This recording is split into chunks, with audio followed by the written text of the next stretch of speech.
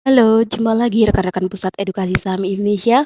Berikut market review Kamis 29 April 2021. Berita dikutip dari CNBC Indonesia. Berita pertama, Bank Sentral Amerika Serikat atau The Fed sesuai dengan prediksi pelaku pasar mempertahankan kebijakan moneternya pada Kamis 29 April dini hari waktu Indonesia. Pasar pun menyambut baik. Bursa saham Asia termasuk indeks harga saham gabungan menghijau hari ini. Rupiah juga menguat tajam. Dalam pengumuman dini hari tadi, The Fed memutuskan mempertahankan suku bunga acuan 0,25% serta program pembelian obligasi senilai 120 miliar US dollar per bulan. Suku bunga The Fed baru akan dinaikkan setidaknya di tahun 2023. Berita selanjutnya, indeks harga saham gabungan sukses kembali ke atas Rp6.000 di perdagangan sesi 1. Bank Sentral Amerika Serikat, Fed, yang menegaskan tidak akan mempertahankan kebijakan moneternya meski pertumbuhan ekonomi serta inflasi lebih tinggi dari prediksi sebelumnya. Pasar pun menyambut baik. Bursa saham Asia menghijau hari ini termasuk IHSG yang menguat 0,55% ke Rp6.007,35. Data perdagangan mencatat, investor asing melakukan beli bersih sebesar Rp78,2 miliar di pasar reguler. Adapun saham yang paling banyak diborong asing adalah trio Big Bang, yaitu saham PT Bank Mandiri, PT Bank Sentral Asia, dan PT Bank Rakyat Indonesia. Berita selanjutnya, nilai tukar rupiah terhadap dolar Amerika Serikat bergerak menguat di perdagangan spot pagi ini. The Fed dini hari tadi menegaskan tidak akan mengubah kebijakan moneternya dalam waktu dekat. Pada Kamis 29 April, 1 US dollar setara dengan kurs Rp14.400 kala pembukaan pasar spot. Rupiah menguat 0,65% dibandingkan posisi penutupan perdagangan hari sebelumnya.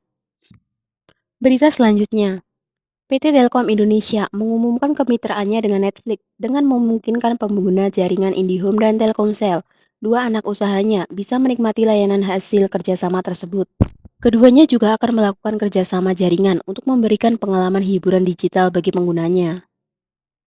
Direktur Wholesale and International Service Telkom Indonesia, Dian Rahmawan mengatakan, kedua perusahaan telah melakukan diskusi produktif untuk mencapai kesepakatan kerjasama tersebut. Hal ini didasarkan pada penggunaan kapasitas bandwidth hingga 70% dari total traffic internet untuk melakukan video streaming.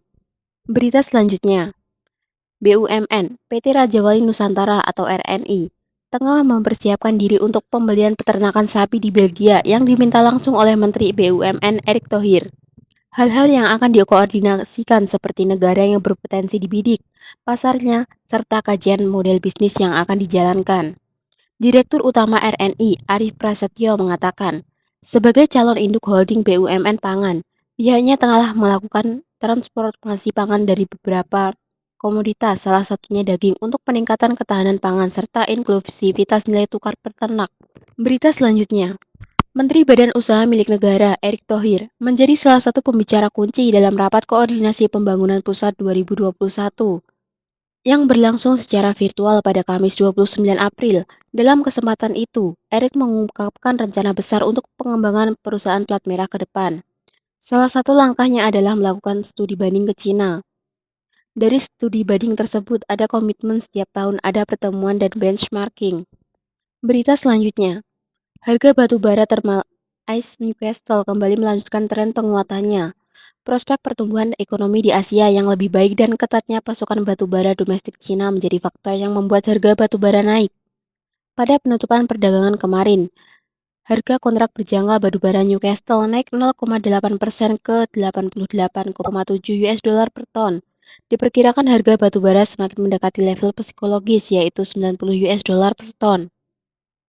Berita selanjutnya, Otoritas Jasa Keuangan menyatakan perekonomian global dan domestik mulai menunjukkan perbaikan dengan berbagai indikator, seperti aktivitas industri manufaktur, perekonomian rumah tangga, dan penjualan retail yang mulai meningkat.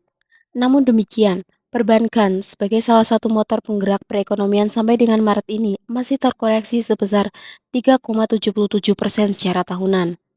Ketua Dewan Komisioner OJK, Wimbo Santoso menjelaskan, kredit pada Maret 2021 tercatat tumbuh Rp77,3 triliun secara month-to-month yang merupakan pertumbuhan tertinggi dalam 11 bulan terakhir, walau secara year-to-year masih terkontraksi 3,77%.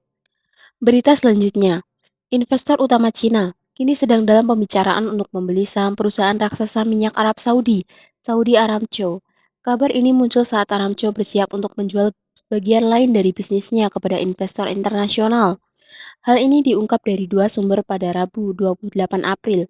Dana kekayaan kedaulatan China Investment Corporation, termasuk diantaranya investor internasional yang dapat berinvestasi di Aramco. Sekian market review hari ini, sampai jumpa.